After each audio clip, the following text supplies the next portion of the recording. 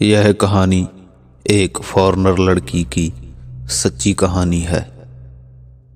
उसके साथ कुछ ऐसा होता है जिसे सुनकर आपका दिल दहल जाएगा। कहानी शुरू करने से पहले मैं आपको बताना चाहता हूँ कि अगर आपके साथ भी कोई डरावनी घटना घटित हुई है जिसे आप शेयर करना चाहते हैं तो डिस्क्रिप्शन में दिए गए ईमेल पर भेज सकते हैं। मैं उसे नरेट करूँगा और आपको मेंशन भी कर दूँगा। तो चलिए कहानी शुरू करते हैं। यह सब एक फ़ोन कॉल से शुरू हुआ। एक साधारण सा पल जो कुछ ऐसा बन गया जिसे मैं समझा नहीं सकती। मंगलवार की रात करीब 8 बजे थे। मैं सोफे पर बैठी अपने फ़ोन को स्क्रॉल कर रही थी और आधे मन से एक पुरानी कॉमेडी शो देख रही थी। तभी मेरा फ़ोन वाइब्रेट हुआ। स्क्रीन पर एक अनजान नंबर चमक रहा था। आमतौर पर मैं ऐसे कॉल्स को नज़रअंदाज कर देती हूँ, लेकिन उस दिन मैंने उठा लिया। हेलो। दूसरी तरफ सन्नाटा था। ना कोई स्टैटिक आवाज़, बस एक ऐसा सन्नाटा जो जानबूझकर महसूस हो रहा था। फिर एक आवाज़ सुनाई दी, धीमी और दूर, जैसे किसी लंबी सुरंग के दूसरी तरफ से आ रही हो। क्या ये सारा है? मैंने माथा सिकोड़ लिया। नहीं, आपने शायद गलत नंबर मिला लिया है। वो आवाज़ थोड़ी देर चुप रही, फिर बोली, क्या तुम्हें यकीन है? ये सुनकर मैं चौंक गई। हाँ, मैं यकीन से कह रही हूँ, सॉरी।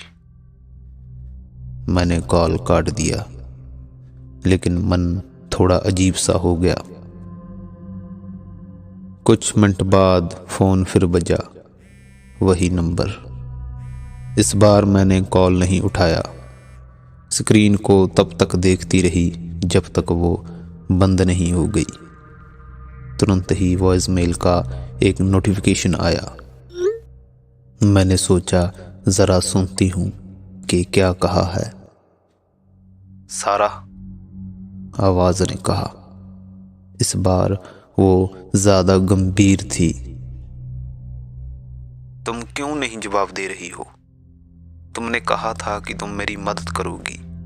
प्लीज़ मुझे यहाँ मत छोड़ो। मेरे रोंगटे खड़े हो गए। मैंने वॉइस मेल डिलीट कर दिया और खुद को समझाया कि ये किसी गलत इंसान का कॉल था।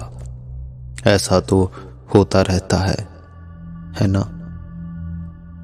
अगले दिन ऑफिस में वही नंबर फिर आया। मैं मीटिंग में थी, इसलिए कॉल रिजेक्ट कर दिया। थोड़ी देर बाद फिर से वॉइस मेल। शाम को घर पहुंचने के बाद ही मैंने उसे सुना। इस बार आवाज़ और भी ज़्यादा बेचैन थी। सारा, तुमने वादा किया था। मैं अकेला नहीं कर सकता। तुम्हें वापस आना होगा। मेरा दिल घबराने लगा। मैं सारा नहीं हूं। मैं इस इंसान को नहीं जानती, फिर ये बार बार मुझे ही क्यों कॉल कर रहा है? उस रात मैंने सपना देखा। एक औरत अंधेरी सड़क के बीच में खड़ी थी। उसका चेहरा धुंधला था, जैसे कोई खराब फोटो। वो रो रही थी, लेकिन उसकी आवाज़ सुनाई नहीं दे रही थी। उसकी आंखें गहरे काले गड्ढों जैसी थी।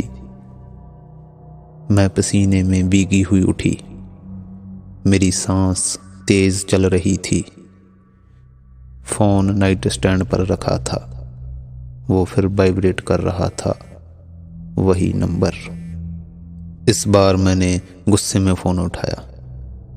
देखो, मैंने कहा ना, मैं तुम्हें नहीं जानती तुम कौन हो, लेकिन तुमने गलत नंबर डायल किया है। मुझे कॉल करना बंद करो प्लीज।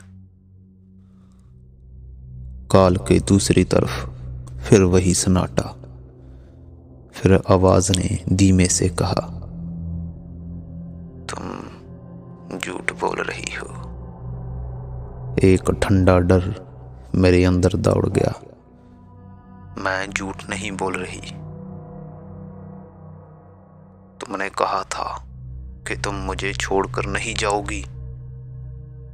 आवाज अब जोर से और गुस्से में थी।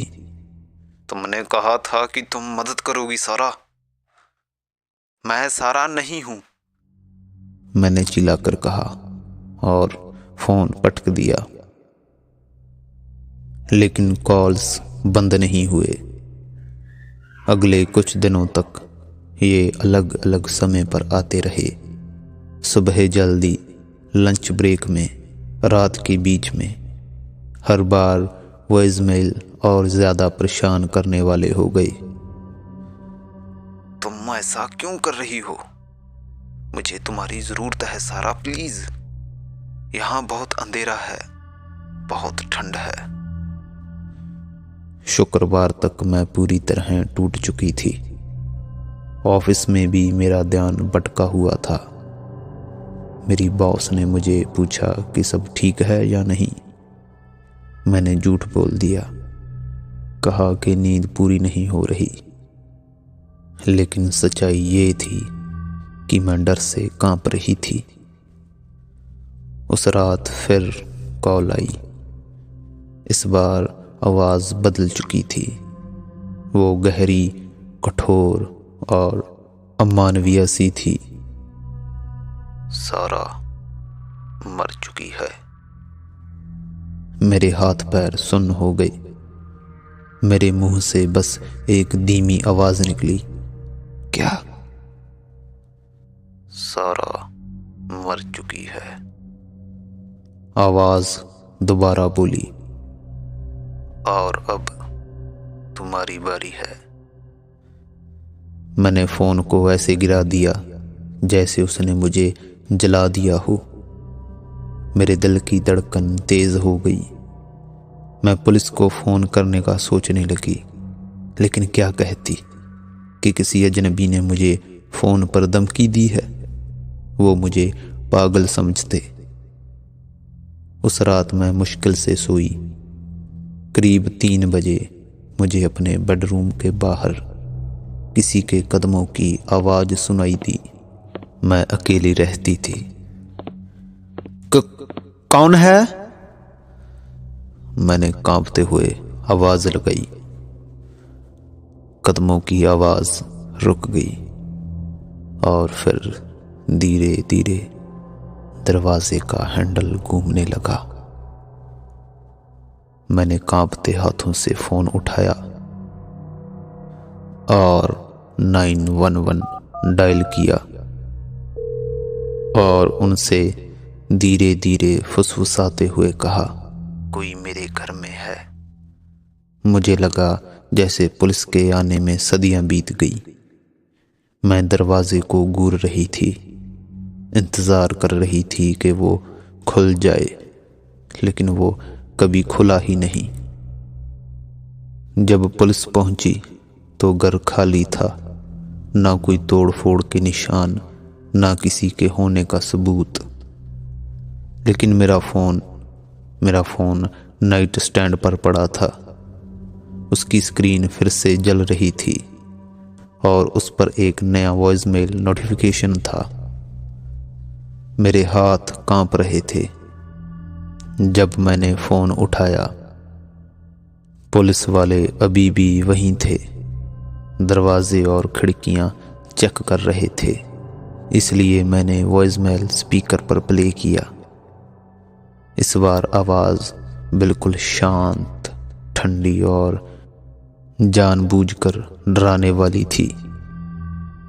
तुमने उन्हें क्यों बुलाया? वो तुम्हारी मदद नहीं कर सकते। कोई भी नहीं कर सकता। मैंने फ़ोन गिरा दिया। मेरा पेट मरोड़ने लगा। एक पुलिस वाले ने फ़ोन उठाया और स्क्रीन पर देखा। उसने चिंता भरी नज़रों से मुझे देखा। मैडम, क्या आप ठीक हैं? क्या आपको यकीन है कि आपने ये कॉल सुनी? मैंने फ़ोन छीन लिया गुस्से में। क्या आपने खुद नहीं सुनी? उसने अपने पार्टनर की तरफ देखा। दूसरा पुलिस वाला ऑडियो रिकॉर्डर निकालते हुए बोला, मैम, मैंने जो आपने चलाया उसे रिकॉर्ड किया है, उसमें बस सन्नाटा है। मैंने फिर से वॉइस मेल प्ले किया, इस उम्मीद में कि वह इसे सुन सकेंगे, लेकिन वह सही कह रहे थे। इस बार सिर्फ खाली स्टैटिक थी। पुलिस वालों ने थकी हुई नज़रों से मुझे देखा और कहा कि दरवाजे लॉक कर लूं और ध्यान रखूं। वह चले गए। उस रात मैं रसोई से एक चाकू लेकर जागती रही। हर छोटी आवाज़ पर मैं चौंक जाती। अगले दिन मैंने सामान्य होने का नाटक किया, लेकिन कुछ भी सामान्य नहीं था। सब कुछ अजीब लगने लगा था। सबवे में लोग मुझे घूरते हुए लगते।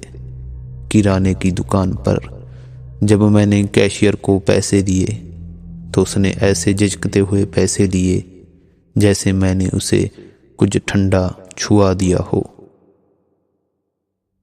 जब मैं घर पहुंची तो अपार्टमेंट का माहौल भारी लग रहा था। जैसे ही मैं अंदर गई, मुझे पता चल गया कि मैं अकेली नहीं हूं। कौन है? मैंने चाकू को कसकर पकड़ते हुए पूछा।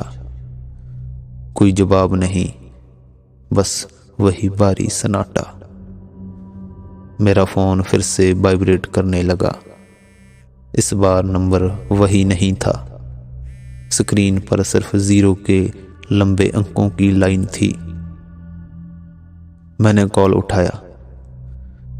तुम मुझसे क्या चाहते हो? आवाज इस बार अलग थी। स्टैटिक के बीच से कई आवाजें एक साथ बोल रही थी। तुमने झूठ बोला। तुमने कहा था कि तुम उसकी मदद करोगी। मैं सारा को नहीं जानती, मैंने चिल्लाकर कहा। मैं नहीं जानती कि ये सब क्या है। तुम फिर से झूठ बोल रही हो, आवाज ने फुसफुसा कर कहा। तभी अपार्टमेंट की लाइट्स झपकने लगी। तापमान अचानक गिर गया। मेरी सांस सफेद धुएं जैसी बन रही थी और फिर पीछे से एक धीमी फुसफुसाहट आई, बहुत करीब से। वो यहाँ है। मैं तेजी से पलटी, चाकू ऊपर उठाया, लेकिन कमरा खाली था। फोन फर्श पर गिर गया। उसकी स्क्रीन जल रही थी। कॉल अभी भी चल रही थी। और तभी मैंने देखा टीवी स्क्रीन में अपना प्रतिबिंब, लेकिन वो मेरा प्रतिबिंब नहीं था। वह एक औरत थी जिसका चेहरा धुंधला और पीला था। उसकी आंखें गहरे गड्ढों जैसी थी। उसके होंठ बड़बड़ा रहे थे, लेकिन कोई आवाज नहीं आ रही थी। मैं भागने को मुड़ी, लेकिन दरवाजा खुद ही जोर से बंद हो गया। लाइट्स तेजी से झपकने लगी। फोन जमीन पर वाइब्रेट करने लगा। मैंने उसे उठाने की कोशिश की, लेकिन स्क्रीन काली हो गई। कमरा अचानक शांत हो गया, लेकिन खाली नहीं। हवा भारी हो गई, जैसे किसी ने कमरे को अपनी मौजूदगी से भर दिया हो। चारों तरफ से धीमी फुसफुसाहटें सुनाई देने लगी।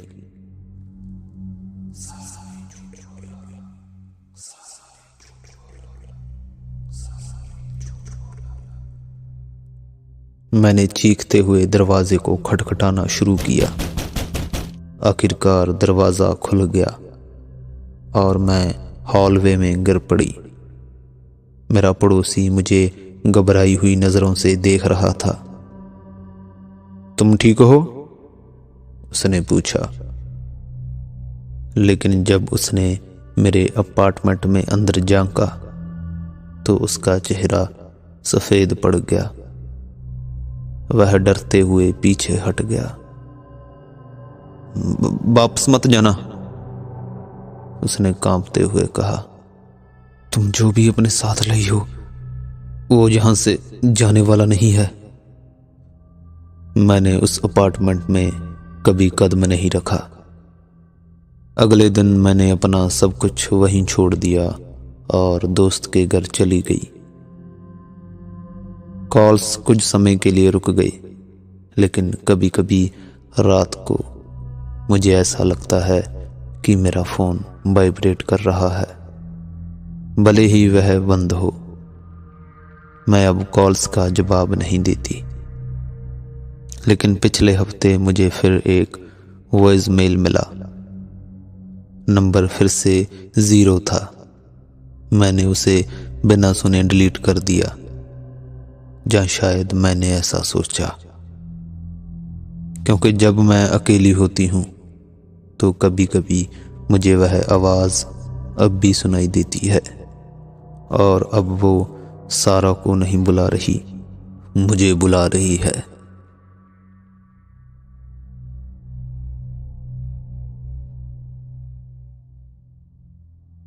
सो दोस्तों, कैसी लगी आपको यह कहानी? कमेंट कर जरूर बताना, और चैनल को सब्सक्राइब भी जरूर कर लेना। धन्यवाद।